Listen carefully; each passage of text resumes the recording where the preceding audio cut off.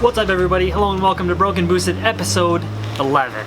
I'm super excited about this episode because it's going to be the last episode you'll see where the turbocharger's not bolted onto the car. That's right, next episode, I can't wait any longer. I'm bolting that thing on there to see how it looks. In this episode, I'm going to be talking about another very important part if you're going to be running stock injectors, stock ECU type setup. We're going to be installing a Vortech fuel management unit. Let me explain how they work. I'm going to start out with my whiteboard here to give you an idea of what we're trying to accomplish.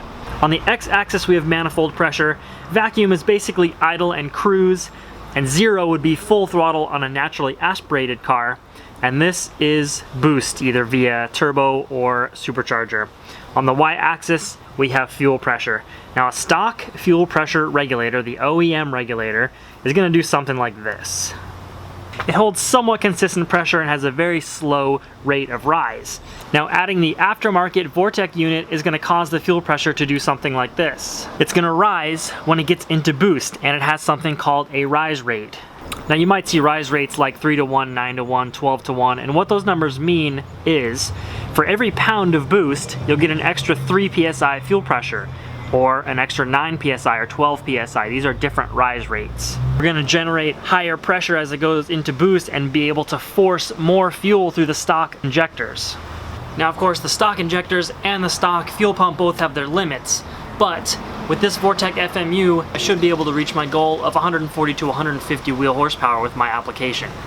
Now let me fast forward into the future a few minutes and show you the routing of the lines to give you a better idea of how the Vortech unit works. If you haven't checked out my injector replacement and fuel system explanation video, I invite you to do that now. I'll leave a link down in the description. That'll help you get an even better understanding of what we're doing today. What we have here is your stock fuel pressure regulator, and what this does is it lets the extra pressure from the rail back into the fuel tank, but now it's going to let the extra pressure through this line into the Vortech.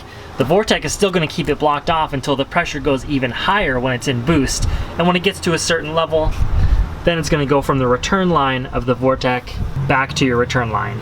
So essentially what an FMU is doing is providing a second barrier that's stopping the fuel from going back into the tank to effectively raise the fuel pressure and be able to force more fuel through a smaller injector.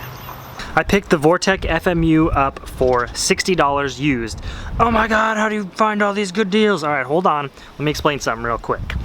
The Vortech FMU is not adjustable in the sense that there's a bolt on it that you can turn to adjust the rise rate. This uses discs inside and it has a set rise rate. In order to change that, you have to change the disc. I bought this with only one disc in it, and I don't know what that disc is. So I'm just gonna have to try it and hope it works, and if it doesn't, I'll have to purchase an additional disc. I hope you find yourself more educated now on aftermarket FPRs. What do you say we get this thing installed? Now just like with the fuel injectors, anytime you're opening up the fuel system, there are a few precautions you have to take in order to not be spraying fuel in your eyes, which can cause blindness, which can cause you to not see these videos, which means no boosted Miata, which would be bad. So, first step, come over to your fuse box, 1.6, it's gonna be right here. Pull out the big black one, fuel pump relay. Next, just crank the car over for a couple seconds, and what this is going to do is get the fuel pressure out of the system. Remove your gas cap, which will relieve any pressure from the return line.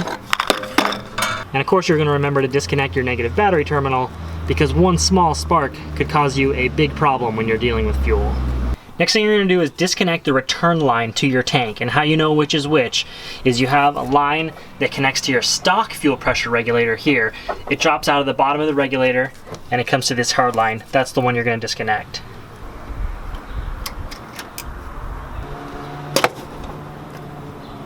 If you're not using the Vortech unit, this won't pertain to you. Just follow the instructions that should have been included or are available online for your unit. But if you are using a Vortech, what you have to know is this is the return port. So this is going to go directly back to your fuel tank. This is going to come from your stock fuel pressure regulator. And this vacuum port will be hooked up to your intake manifold. Next, I'm going to mount the bracket to the firewall with a couple of these self-tapping tech screws.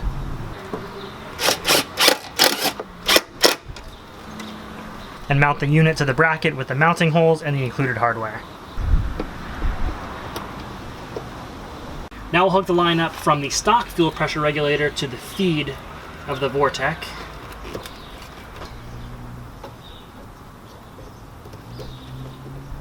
Then you'll need an additional piece of fuel hose to run from the output of the Vortech to your stock return hardline. I think I'm going to use about $1 worth, so we'll tack that onto the build cost.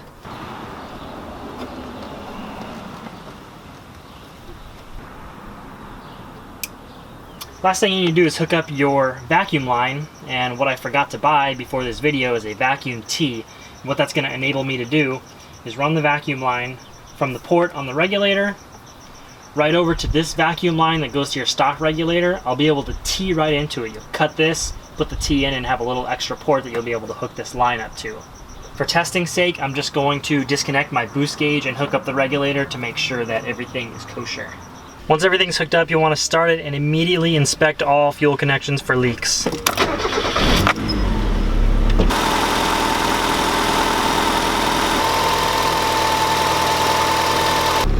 Idle AFR is still normal, which is a good sign, and I'll take this thing out for a spin, but the real test is going to be, once the turbo is on, how does it handle boost? Alright guys, well I hope you learned something. I hope you feel confident installing your own fuel pressure regulator. Don't forget, if you like the content, subscribe for more. Next video we're going to be test fitting the manifold and the turbocharger. I will see you then. And don't forget, I still have broke and boosted decals in all 7 colors, as well as the Car Passion Channel decals. Anywhere from $4 to $6 shipped. Hit me up at my email, thecarpassionchannel@gmail.com if you're interested. Thanks guys. See ya. Next thing you're gonna do is oh my god. And I just locked my keys inside the car.